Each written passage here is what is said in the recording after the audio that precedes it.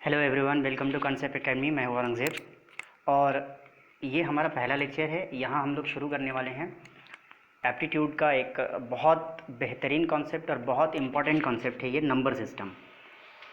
Number system में हम लोग सारे नंबर्स के बारे में जानेंगे और नंबर्स का कैलकुलेशन बहुत इम्पॉर्टेंट होता है और नंबर को पहचानना बहुत इम्पॉर्टेंट होता है। तो यहाँ हम लोग नंबर सिस्टम के बारे में पढ़ेंगे। तो आइए पढ़ते हैं, चलते हैं आगे। नंबर सिस्टम को एक नंबर लाइन पे हम लोग पढ़ने की कोशिश करते हैं। ये नंबर लाइन वैसे हम बचपन में 5, 6, 7 क्लास में हम लोग पढ़ते थे। इसको बस मैं रिवीजन करा रहा हूँ, यूँ समझ लीजिए आप। नंबर लाइन जो होता है, यहाँ से हम लोग शुरू करते हैं इस ज़ीरो से। राइट साइड की तरफ जब हम लोग बढ़ते हैं तो इधर पॉजिटिव नंबर आता है, लेफ़्ट साइड की तरफ जब हम लोग बढ़ते हैं तो इधर निगेटिव नंबर आता है। यहाँ से जब हम शुरू करते हैं, ज़ीरो से जब हम शुरू करते हैं तो ज़ीरो से फॉरवर्ड होल नंबर कहलाता है, और जब हम 1 से शुरू करते हैं तो 1 से फॉरवर्ड नेचुरल नंबर कहलाता है। ये छोटे छोटे डेफिनेशन है जो हम लोग बचपन से पढ़ चुके हैं और सबको मिला करके हम लोग इंटीजर बोलते हैं। पॉजिटिव को पॉजिटिव इंटीजर, नेगेटिव को नेगेटिव इंटीजर।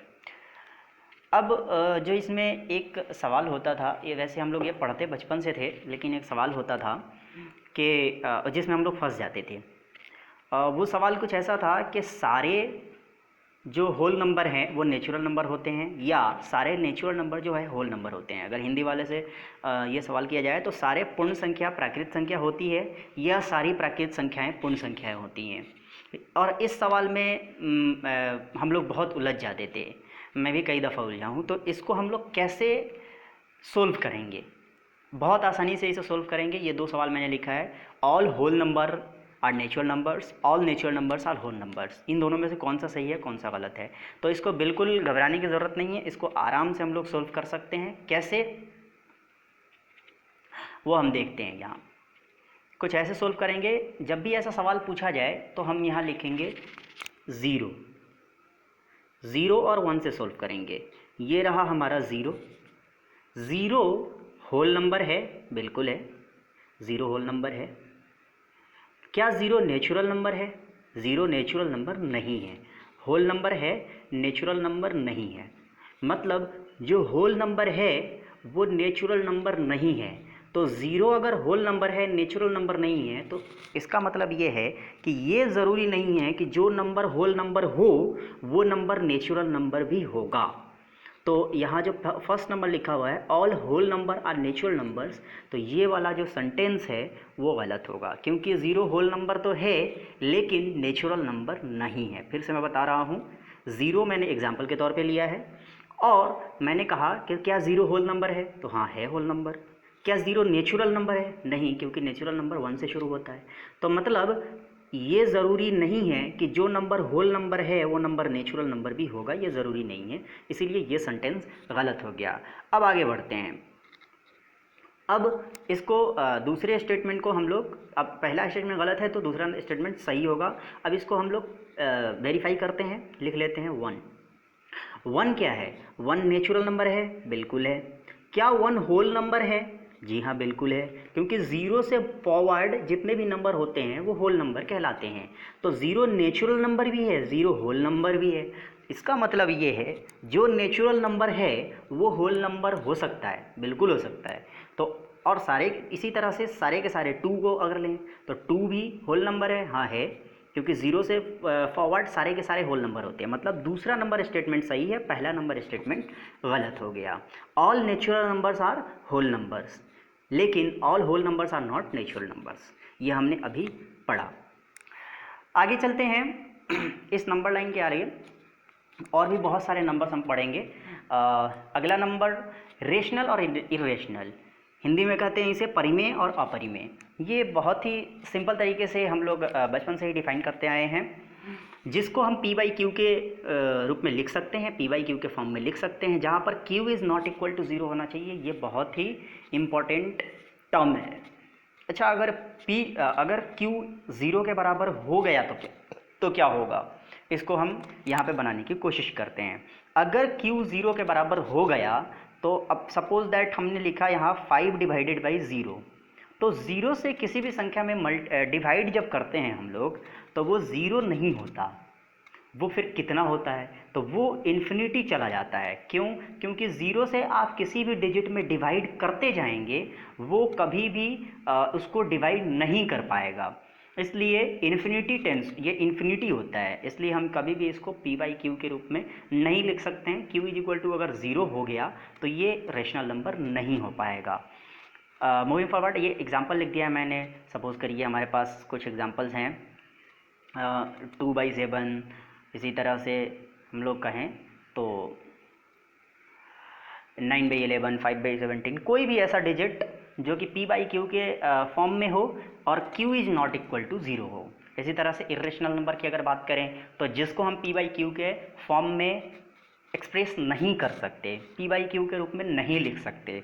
जैसे √5 देख लीजिए, ये डेसिमल डेसिमल डेसिमल डेसिमल दशमलव के बाद जितने भी बहुत सारे नंबर रिपीट होते जाएंगे और p बाई क्यू के रूप में p बाई क्यू के फॉर्म में नहीं आ पाएगा। √2 है, पाई है, पाई एक इर्रेशनल नंबर है, अपरिमेय संख्या है, इसको ध्यान में रखिए। 22/7 पाई की वैल्यू नहीं होती है। 22/7 एक ऐसी वैल्यू है जिसको करने पर पाई के लगभग बराबर वैल्यू आ जाती है, इसलिए उसको 22/7 को ले लेते हैं, लेकिन 22/7 पाई की एग्जैक्ट वैल्यू नहीं है, इस बात को ध्यान रखिएगा।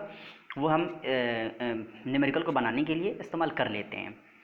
अब आगे बढ़ते हैं, √11 ये सारे हैं। अब आगे बढ़ते हैं, ये रेशनल इर्रेशनल नंबर हम बचपन से पढ़ चुके हैं। आगे बढ़ते हैं, रियल नंबर और इमेजिनरी नंबर, वास्तविक संख्या और काल्पनिक संख्या। वास्तविक संख्या यानी रियल नंबर, यानी वो नंबर जिसकी वैल्यू आसानी से दिख करके और समझ में आ जाता है कि हाँ ये नंबर तो निकाल सकते हैं, और वो ये कॉम्बिनेशन होता है रेशनल और इर्रेशनल दोनों का, एक कॉम्बिनेशन को रियल नंबर बोलते हैं।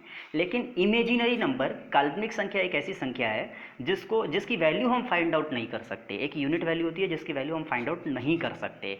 अब जैसे कि ये लिखा है √-1, इमेजिनरी नंबर बोलते हैं, इसे आयोटा बोलते हैं, आई से डिनोट करते हैं, और कहीं भी इस आई का मल्टीप्लिकेशन दिख गया तो वो नंबर इमेजिनरी नंबर कहलाता है।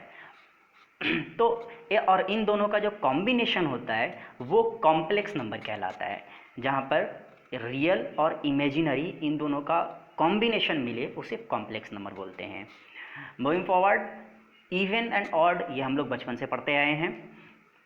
सम संख्या, विषम संख्या जो 2 से डिवाइड हो जाए वो इवन कहलाती है, यानी सम संख्या कहलाती है। जो 2 से डिवाइड नहीं हो वो ऑड नंबर कहलाती है, यानी विषम संख्या कहलाती है। प्राइम और कंपोजिट, भाज्य और अभाज्य जो हम लोग पढ़ते थे हिंदी में वाले, और इंग्लिश मीडियम वाले प्राइम एंड कंपोजिट पढ़े होंगे। तो प्राइम नंबर यानी अभाज्य संख्या, जो नंबर एक और अपने आप के अलावा किसी से डिवाइड नहीं हो, जैसे 2, 3, 5, 7, 11 कोई भी। और कंपोजिट नंबर जो एक और अपने आप को छोड़ करके बाकी सारे डिजिट से भी डिवाइड हो जाए उसे कहते हैं कंपोजिट नंबर, जैसे 6, 10, 15, 20 etc। को प्राइम नंबर यानी सह अभाज्य संख्या, ये क्या होता है?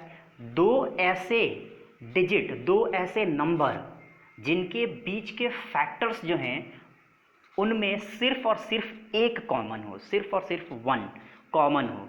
जैसे 2 को मैंने यहाँ किया, 2 का फैक्टर यहाँ निकाला तो 2 × 1, 5 का फैक्टर निकाला 5 × 1, इन दोनों में सिर्फ एक कॉमन है, ठीक है। तो ये दोनों एक दूसरे के को प्राइम नंबर हो गए।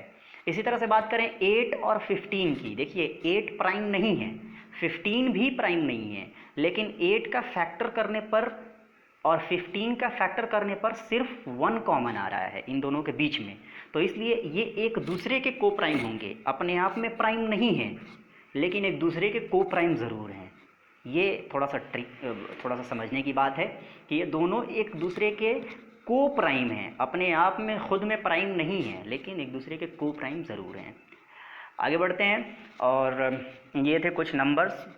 जैसा कि मैंने पिछले वीडियो में बताया था कि हम लोग हर लेक्चर के आखिर में एक बोनस, एक जुगाड़ पढ़ेंगे। तो आज का जो जुगाड़ है वो कुछ ऐसा है